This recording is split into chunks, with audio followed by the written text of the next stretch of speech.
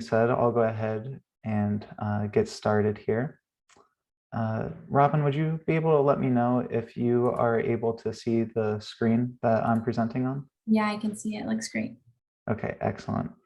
So for those of you who don't know, my name is Kyle Mimm. I'm one of the owners of Olympian Digital Marketing. And my background actually started out in the film industry. I was a producer and I did things from high-end commercials, music videos to feature films. So I have quite a large background in videography before I started doing general marketing, and just to see the way that videos are used in marketing today and the way that I'm able to apply that is really remarkable today, to know that just how effective it is to help businesses grow. So hopefully I can pass on some of that knowledge to you guys, and we can explain a little bit about why it's so great to be using videos nowadays. So today we'll be talking about why video itself is a relevant tool for marketing, who exactly needs video, what do we need to actually start shooting the videos, and the actual methods that we'll be using to shoot, how we can edit those videos, and of course, closing statements and answering any questions that you guys might have. So why is video relevant today? Well, it all starts with these things called backlinks. Backlinks are extremely important for helping your website grow and improve your search engine optimization. Now, by having links dedicated to driving people back to your website on your video descriptions, whether it's on Facebook or YouTube, and having them applied there, it'll help drive traffic to your website. And the more often that people interact with those links, the better that Google and the other search engines will see that your website is. So the more videos you make, the more of those backlinks people are using, the stronger and stronger your website gets. So it's really just an amazing cycle of improvement for your website. The more videos that you make, the more likely it is that your website will improve on the search engine results page. We also talk about the way that saves your clients time. So when they come to your website, a lot of us work in niche businesses and services where if we were to write out about an exact product or service that we offer, it might be, an extremely long list of things that people would have to read and understand, and it can be difficult. Whereas if you shoot a video, it minimizes the size of the web page, and it also consolidates all that information in an easy to understand way. And it also helps those people that are more visual learners that want to understand by seeing. You kind of get a whole bunch of great improvements over written content a lot of times when you go ahead and switch to using video, as well as you'll increase your viewer retention on your web pages typically when you have video. And search engines see that as a very positive thing, which will also increase your standing on the search engine results page. So that's the reasons why you would want to actually make use of video. So you might be asking, okay, but who actually needs it? And the answer is most businesses can actually benefit from using video. However, depending on the industry that you're in and the size of your business, it can really change drastically the impact that video will have for you. So with that in mind, there are three top tier businesses that I see make the most out of their videos. And that tends to be influencers, people that actually design their whole business and marketing plan around influencing others through social media. In that case, their entire business plan is actually based off of shooting videos and photos and sharing that with others. So naturally, it tends to make a very large impact for them. And then, of course, we discussed briefly niche businesses. You'll see a picture of a chef over here, and that's like a great example. If you were to share a recipe, actually being able to show the measurements and the way that things are supposed to be mixed and created tends to really help their viewers understand and want to see more of their content. So that's a reason niche businesses really do well with video. And of course, large companies.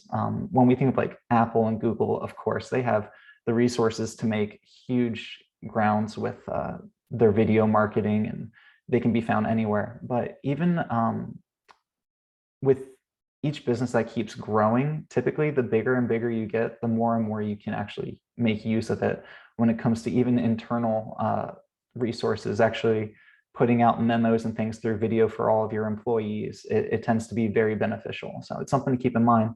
As you grow, typically you'll be able to use it more and more. So what do we actually need to make video? And of course, that's a great question. You'll actually only need two things. The first one is a camera. So whether you have a DSLR like the camera behind me, or a smartphone, or even a simple little, point and shoot, all it has to do is have a lens and be able to record, and you can use it. I often actually advise most small business owners to actually just go ahead and use your smartphone. The recordings, the quality that you'll get with a smartphone nowadays is typically so good that to advise you to purchase something more expensive would really require a person to really have a dedication to the video and really want to seek much improved results to make that investment. Also, just the amount of equipment that's available for smartphones at cheaper prices is really helpful as well nowadays. Also, you'll need imagination. And while I say that jokingly, it actually is very true when it comes to video equipment that you can use. You can actually start by just using, instead of a tripod, a stack of books to hold your camera up. Instead of buying dedicated lights like the one behind me here, you can just use lamps and other lights that are around your house to illuminate your videos. Of course, there's the sun. You can go outside and shoot that way. And if it's a cloudy day, you'll get that nice diffusion from the clouds. So you'll have like really nice beauty lighting. So there's a lot of workarounds that if you just use your imagination, you can find solutions for without having to dip into a budget to buy dedicated equipment. But with that said, if you would like to buy tools to assist you in creating your videos, these are top 4 things I would suggest to start with. Number 1 is, of course, a microphone. And actually, if I sit down here, this is a lapel mic that I would highly suggest to be a good investment for shooting videos. As you can see, it hides pretty well. It's really easy to use, and it's actually applicable in most situations. So that'll really help raise the audio levels in your videos and make it easier for people to understand you and listen when you're shooting videos. I would also suggest getting a tripod. It doesn't necessarily have to be anything fancy like I have right here. Typically, you can get like a photo tripod for about like $20 from a local store. And all essentially you need to start is just something that actually holds your camera steady for you while you're standing in front of it and recording. And a tripod is just so useful for being able to open up, wherever you can put it on the ground is where you can now shoot your video. It's wonderful, and it's a really great tool to have. And then, of course, we're going to talk about lights. Any movie that you've ever seen, the only reason it looks cinematic is because of the lighting that was used. So lighting is extremely important for whenever we're recording video. So to just buy some type of dedicated light for your videos, you'll be able to really increase the quality. I find that a lot of starting YouTubers and people just getting into the video industry will tend to just buy what's called like a ring light. So it's something you can just put right in front of you. You don't really have to think about it, and just gives you nice equal balanced light throughout the scene, and that can really be a good place to start. However, if you're looking to do something a little bit more advanced, you can buy something like these behind me, the LED panel lights from like Amazon. And a kit of like 3 of them with the stands and cords and everything is about $200. And for me personally, they paid for themselves within the first video I shot. But once again, it depends on your own personal budget and your plans for your business. And then, of course, a hard drive. A hard drive is really useful for storing all of your footage.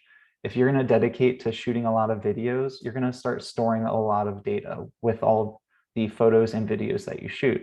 So having a dedicated hard drive where you know exactly how much storage you have left, and knowing that if you install a new program on your computer or if something goes down, that you're still going to have access to that footage is pretty huge. Even might even suggest buying a backup hard drive as well, because unfortunately, what we see in the film industry a lot is just every blue moon there will be a corrupted file. So you try transferring your footage over to your hard drive, and when you go to play it or put it into your video editor later, it doesn't play. It's broken. And if you deleted the original footage, then you just lost all that time that you spent recording it. So being able to have a backup where it's stored and safe is always a good option to have. And now you guys might be thinking, okay, so we know what to use. How do we actually shoot the thing? And well, it all starts out with just planning it out. And I have to be honest with you guys, logistics makes everything when it comes to video. It all starts out with just writing down a script or at least a loose list of ideas, so you can start to develop a flow for your video. You'll understand exactly in your mind how you want it to look, and then you can start going into what's called a shot list, where you can just close your eyes, imagine your video, and you can actually see it in your head, the shot by shot basis of how you want it to look. And now you know exactly, okay, so this is what I have to shoot next. And you keep going on to the next part and next part. Also, think about the type of music that you might want to have in the backgrounds of your videos as well, because the type of music that you choose can greatly change the way that you want to pace your video and the way that you shoot it. So it's just great to think about, maybe even just play some music while you're writing out your script so you can get some inspiration and really start developing in your head what it's going to look like in the end. And lastly, always when you can, set up specific times for shooting, especially for those of us that are shooting at home with our families. It can get a little bit hectic if you're shooting in the video in your living room and all of a sudden somebody comes in and starts messing around with stuff in the background. And if ahead of time you let everybody know, okay, from 2 to 4, I'm going to be shooting a video in the living room, it can make things go a lot smoother for you. So those are things where just having a solid plan can make things a lot easier and even just better quality overall at the end. With planning, of course, comes the location. And just like real estate, location is key here. Where we choose to shoot our videos can really change the way and impact of our videos. Even just thinking about the locations, sound effects that are going on, anything from the AC blowing or the refrigerator in the background, things that we might not normally hear in our ears, the camera can pick up. And if we actually think about those things ahead of time, when we pick a location without those distractions, the quality of our videos will be greatly improved. And also, just like you can see in the photo here, having a beautiful background like that can really just keep people's attention a lot of times too. So choosing a location is very important. Next, we of course want to choosing a frame rate. And this is actually something a lot of new video shooters don't really think about, but there's actually a few options. The standards are 24, 30, and 60 frames per second when you're shooting video. And essentially, all you're seeing as a difference from 24 to 60 is the smoothness of different motion. Like you can see my hands are moving around right now, but if I do this, there's a lot of blur where my hand is. If I was shooting at 60 frames per second, you really wouldn't see that blur and it would look very smooth. And typically the difference that you see between like 24 and 60 frames is 60 frames per second tends to look more like a soap opera effect is the best way I can describe it, where things are very fluid and they almost look like they're in fast forward, but not. Whereas 24 frames per second is the industry standard for like movies. Typically any movie that you've seen was shot in 24 frames per second. And then 30 frames per second would be the standard for live television. So news, sports, or just regular sitcoms will typically be 30 frames per second. So if you want to look at those resources and try and get an idea of, okay, so this is what the different ways that it can look, it can really add a lot of personality to your videos, choosing a different frame rate. And while a lot of people will suggest 24 frames per second because it's a film industry standard, I just want to reiterate that all options are valid, and it's all about just meeting your vision for your business and what you feel really identifies well with your brand. And next, of course, you just got to do it. You have to get out there and just start shooting videos. Um, that's the best way that you're going to improve over time is you can watch tutorials all day long, but until you get out there and start putting in the work with the camera and really start playing around with things, that's when you'll start seeing great improvement. And that refers both to the quality of the videos themselves and the impact they actually make on your marketing. So definitely just get out there and start shooting whatever you can, and you'll just see improvement greatly over time. And next, of course, we want to talk about how do we edit our videos? Now that we know how to shoot it, now we actually have to get it together and actually get it ready to upload somewhere. So we have two main methods of editing videos. And the first one is directly on your device. This works best for those of you that are shooting a video where it's just one simple long clip where you pick up your phone, you press record, you talk to it, you say, hey guys, this is what we're doing today. We're having a special on these items. You show them around the store and then you hit stop. That's where you go into like your Photos app, or if you upload it to Facebook or Instagram, you can now go in there and it'll allow you to shorten the ends and do a little bit of editing in there to make it look the way that you want it to. It's a very simple process, but it can work for those of you that are looking for something that's a little bit easier to start with. And then the second option is to use what's called a nonlinear editing software. So nonlinear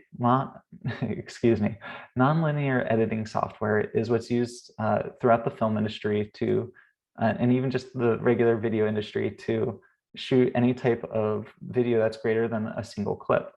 You can see actually in the photo that I have on the side here, there's a timeline with multiple clips stacked over one on top of each other. And that's what it looks like when you start editing. You're taking multiple clips and you're putting them together. You're adding effects, you're putting transitions in between the different shots, you're adding music, you might be editing your audio levels. It really gives you all the customization you need to make your videos look the way that you want. And when it comes to the different options, there's four main ones that I tend to see over and over again.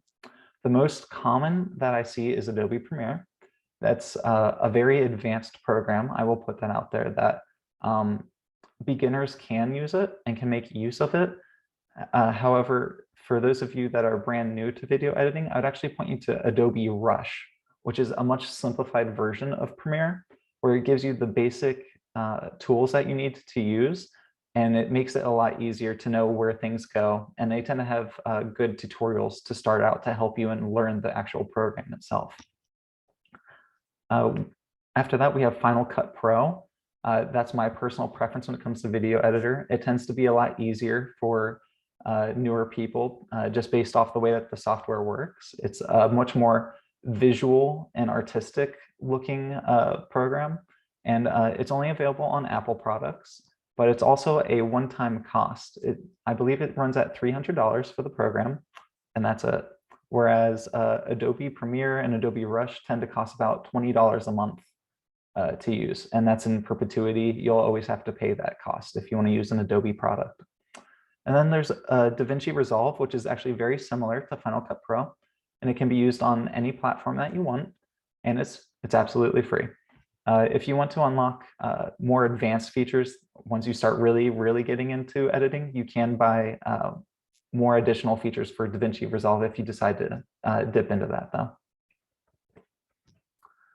So what should you do if you start shooting videos and all of a sudden you don't know what to do? You're stuck somewhere?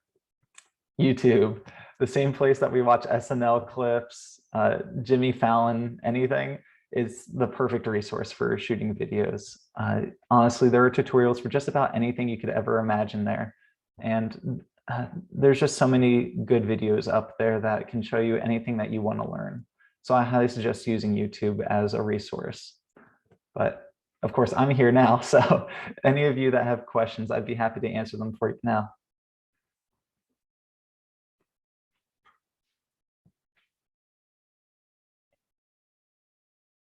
Well, it looks like we don't have any.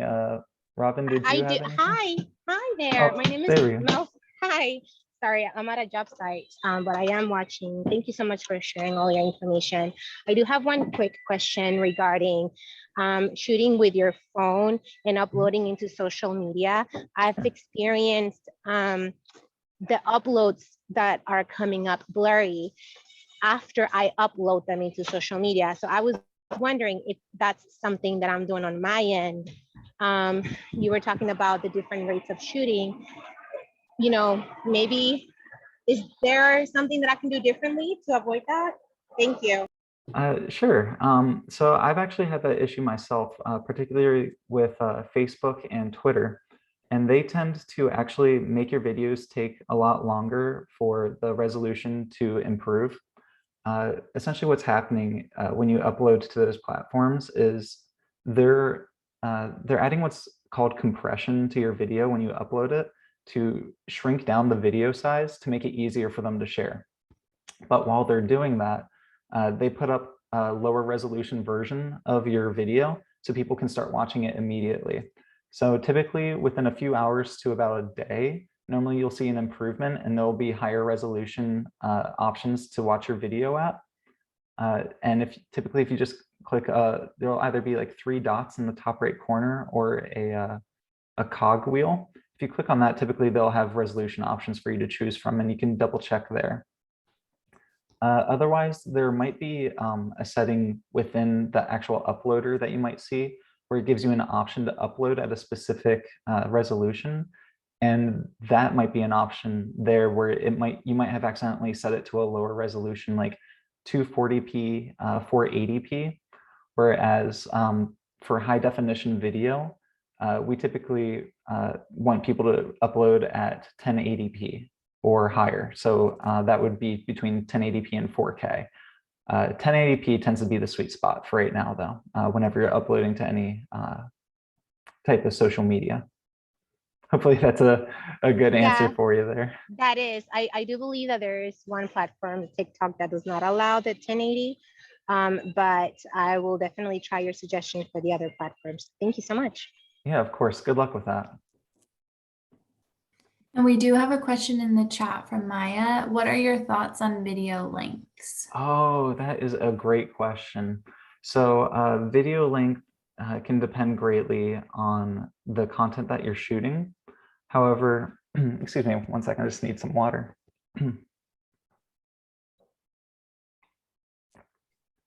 I tend to recommend that people keep their videos between 1 minute and 2 minutes.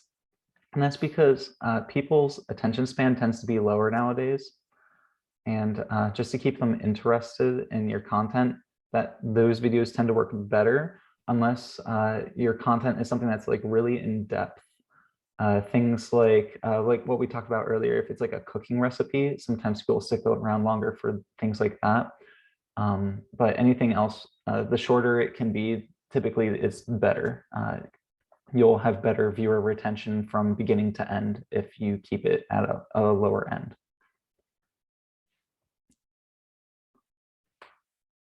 Was there anyone else that I can help out? I'm really happy to answer any questions at all. I love this stuff. Oh boy, 30-minute presentations. Yeah, that can be a little bit lengthy to a lot of people. But of course, if it's something like this, where it's a long form presentation where you're getting a lot of information, then that might work out. Once again, it really depends on the content itself. Can you contact me after the presentation? I'd be happy for you guys to contact me after the presentation. My email is kyle@olympiandigitalmarketing.com. I'll actually put that in the chat here.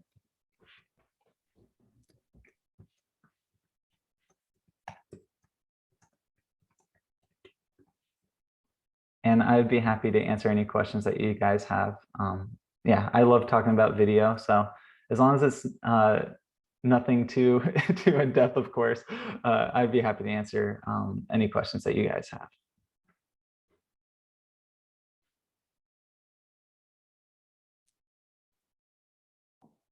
If there's any more questions, you can drop them in the chat or go ahead and feel free to unmute yourself.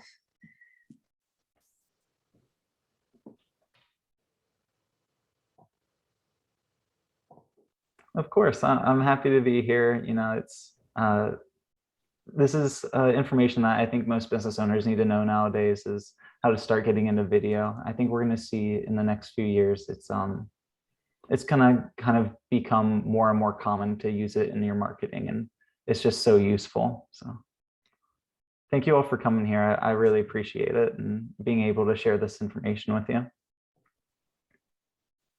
Thanks so much, Kyle. And let's see. Oh, we have another question in the chat. As a dire color is very important, what kind of bulb is best? Well, actually, what I recommend for any type of video work when it comes to shooting for our businesses is to use some type of LED light bulb. What you'll find with these LED panels that I have behind me, I can't really move this one. There's actually an option in the back there where we can actually change the Kelvin level of our light. So it can look very orange to neutral white, like daylight color, or very blue, just by turning the knob. So by doing that, you have unlimited options, and they tend to be very bright. So those tend to be the best types of lighting fixtures I would suggest. And then also LEDs will help you avoid overheating yourself. That's something that we see in the film industry a lot is we tend to use incandescent bulbs for our studio lights, which looks beautiful and they're really powerful. But at the same time, they get really, really hot, and you'll see that your subjects start sweating a lot, and it becomes a mess really quick if you don't have people dedicated to cleaning that up. So LED lights definitely stay cool, and they give you so many options, and they tend to be cheaper. So I definitely recommend LED for any type of lighting work.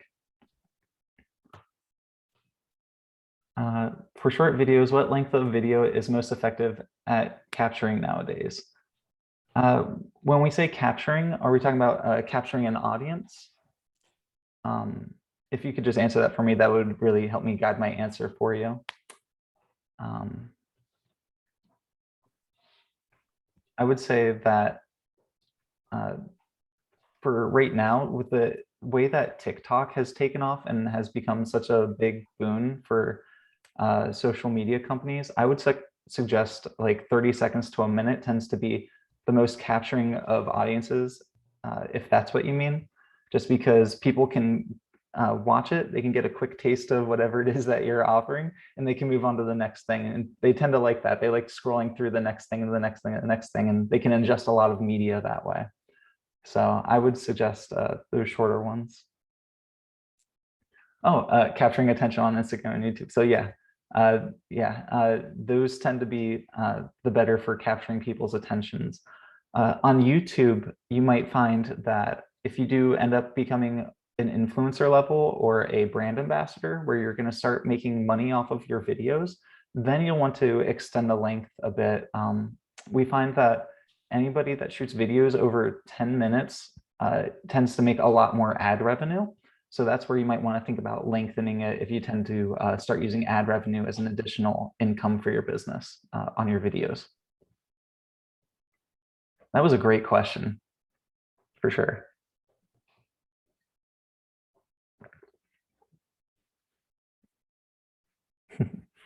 Is there anyone else that has fun questions? These are great, honestly. These are great questions.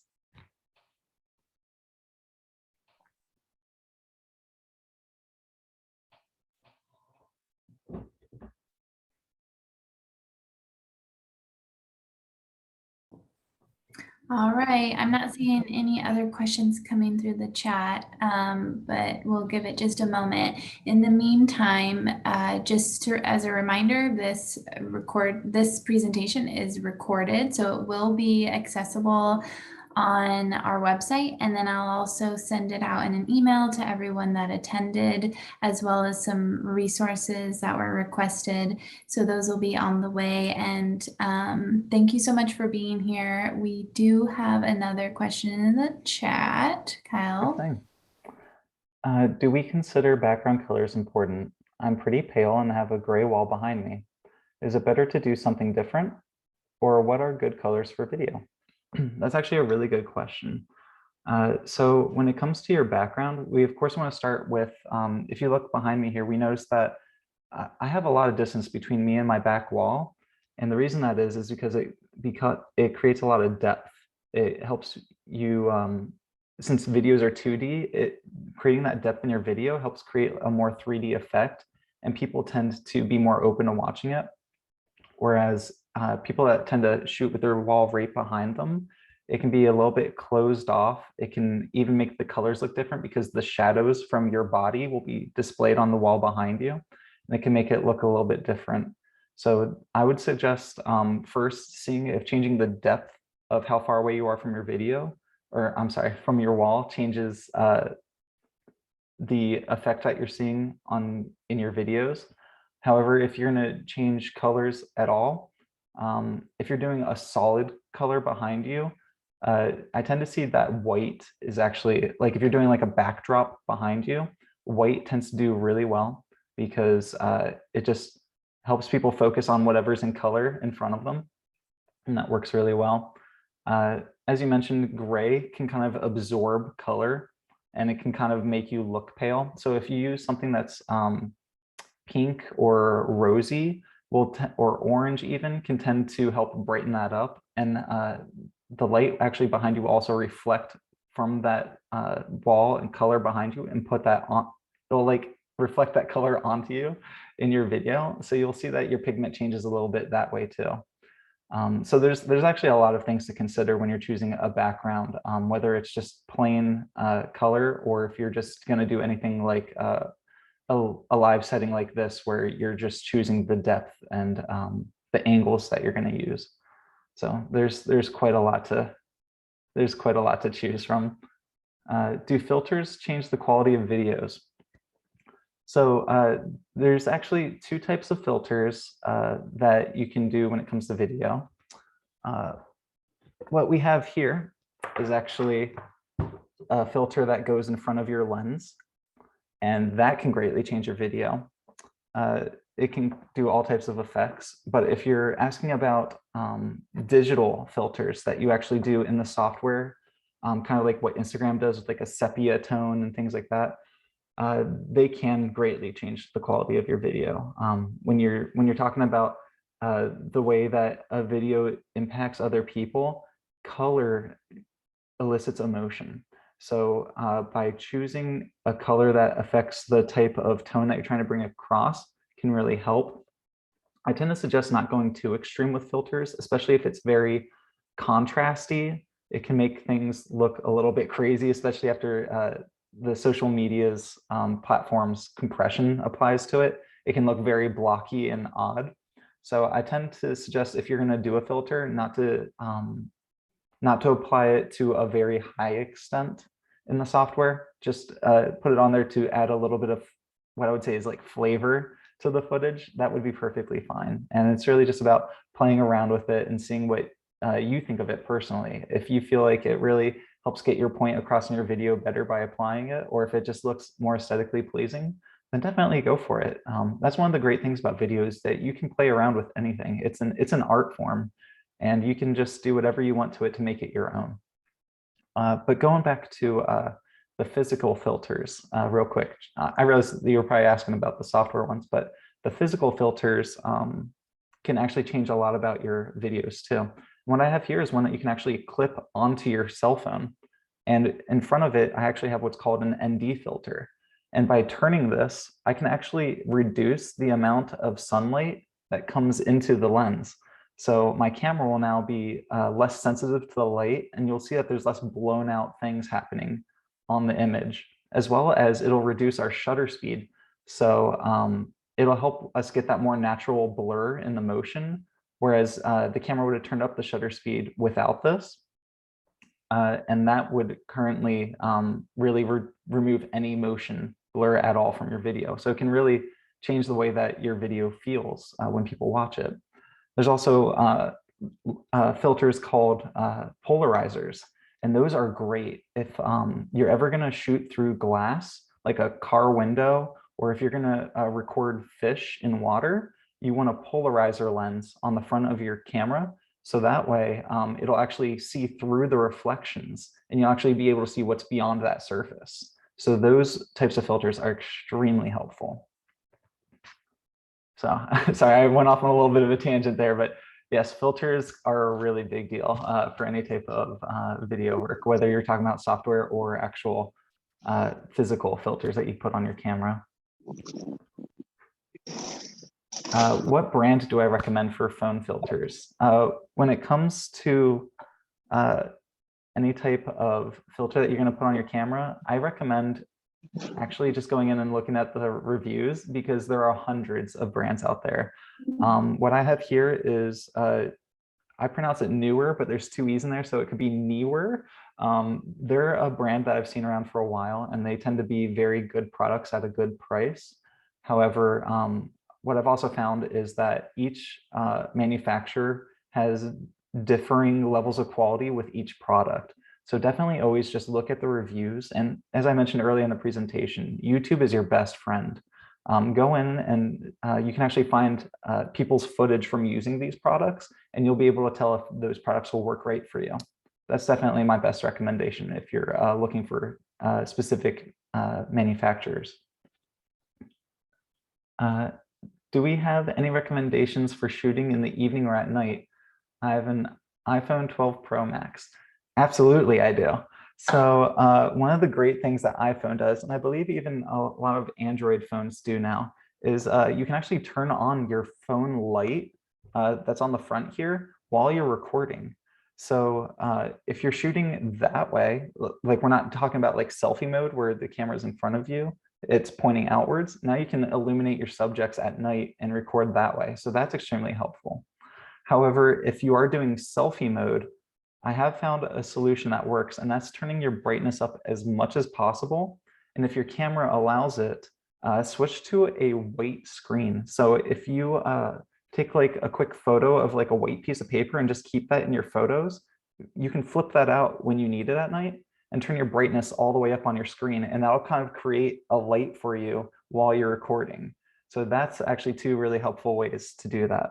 Otherwise, I would suggest looking for whatever illumination source that you might have, whether it's like a street light, a car light, or if you can even go online to like Amazon and buy like, they have these little ones actually about the size of your phone. They're essentially like a brick of LEDs. And you get them for like $15, and you can pretty much put those anywhere that you want, and those will give you all the light that you need to shoot at night. So those are a few options that I would recommend for shooting at nighttime. Are there other things that help sunlight glare too? Well, there actually is. Let's see here. Okay, so this is actually a teleprompter box, but it essentially gets the point across, where you can put. We have these sunlight blockers that you can buy, where you actually put this on the end of your lens. And now it's going to actually block the glare of the sun from actually ever hitting your lens. So your camera's not going to record it. So if you want to avoid solar flares, like you see in a lot of cinematic movies where you see the sunlight go like across the lens and stuff, having a blocker, or what we call our flags, on your camera lens can really help with that. They tend to be pretty cheap too on, I keep saying Amazon. I promise I'm not affiliated, but it's a great resource to find more budget-minded equipment to use. So that's a great resource to look for that. But yeah, ND filters are definitely the first thing I would recommend for getting rid of sunlight issues with your cameras, especially variable ND filters. That means neutral density filters. And what the variable options allow you to do is actually twist it and increase the intensity of it. And that's like just putting on darker and darker sunglasses in front of the lens. So those are definitely what I would recommend for anybody trying to really deal with the sun being pesky on those difficult days. Also, something to keep in mind is when you're shooting on a really sunny day, is to never have your camera pointed towards the sun. Because your camera is naturally going to pick up that light and think that that's the subject. So it's going to darken whoever is standing in front of you, and they're going to look like a shadow while everything behind them is really bright. So by having them turn around so the sun's now behind you, it's actually going to be working as a light, illuminating your subject, and you're not going to have to worry about that. So those are definitely what I would recommend, is to just be aware of the place that the sun is at and using that to your advantage to actually change the orientation of the way that you'd be shooting. Sorry about all the rabbit trails. I really love this stuff. So yeah, thank you for those questions. That was really good. What if the sun is shining directly into the subject's eyes? That is a great question. So what I would recommend to do is, if you are outside and you're shooting, definitely try and find like a tree or any type of overhang object that you can, or even if you can get to like the side of a building, you can put them in the shadow. So they'll still be getting enough light on them from the sun reflecting off the ground and everything to illuminate them, but they won't have the sun in their eyes because their face is going to be in the shadow. So now they're protected. So that's the easy way to do it. If you're in a situation where you don't have anything like that around, once again, I keep saying Amazon, I'm sorry, but if you go there, you can get these, I really wish I had it with me. We have these really big circular fabric circles that you can hold up that you can use to block the sun. Or if you take out the outer peel, there will be a diffuser fabric inside of it that you can also hold up that allows some of the sunlight through, but it's diffused now. So they're not going to be having a lot of pain. They're not going to be seeing the sun. So they're going to kind of be in like a shadow, but they're still getting light through the fabric. So it helps illuminate them while protecting them, if that makes sense. So diffusers are really helpful. And like I said, there's, I really wish I could think of a better term to say it, but it's like a circular diffuser that comes in a kit where you can zip on multiple layers to it. So it also comes with like a reflector layer. So you can bounce the sun off of it and at your subject too, if you don't have a light with you. So it comes with a lot of useful tools. So using that, I would suggest, would be very helpful if you don't have any other way to get them out of the sun. Whew. Once again, a lot to come out, but yeah, there's a lot of really great things that you can do when you're shooting in the sun to avoid that. Thank you guys. I really appreciate everything. Yeah, that was really nice. Yeah, thank you, Kyle. You have been great. And everyone had such amazing questions, which really enhanced the experience. So thanks for everyone's participation. Thank you, Kyle, for your time. And I think we're ready to say goodbye. Absolutely. Yeah. Thank you all for this opportunity. I really had a blast and I really enjoyed it. All right. Have a great afternoon, everyone. All right. Bye, guys.